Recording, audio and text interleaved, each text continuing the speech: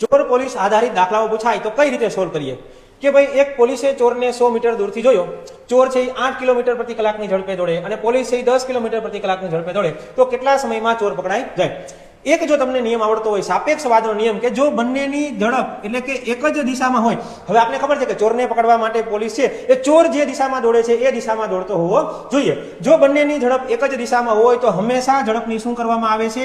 બાદબાકી કરવામાં આવે છે. હવે જો ચોર છે એ 8 કિલોમીટરની ઝડપે દોડે અને પોલીસ છે એ 10 કિલોમીટરની ઝડપે દોડે, તો એનો મતલબ એવો થયો કે સાપેક્ષ ઝડપ થઈ 2 કિલોમીટર પ્રતિ કલાક. હવે આને કેમ સોલ્વ કરો? તો કે 2 કિલોમીટર એટલે આપણે એને કહી શકાય 2000 મીટર અને પ્રતિ કલાક એટલે કહી શકાય 3600 સેકન્ડ. તો અહીંયા એવું થશે કે 2000 મીટરનું અંતર કાપવા 3600 સેકન્ડ થાય, તો ચોર છે એ કેટલો આગો છે? તો 100 મીટરનું અંતર કાપવા કેટલો સમય થશે? ચાલો સોલ્વ કરીએ.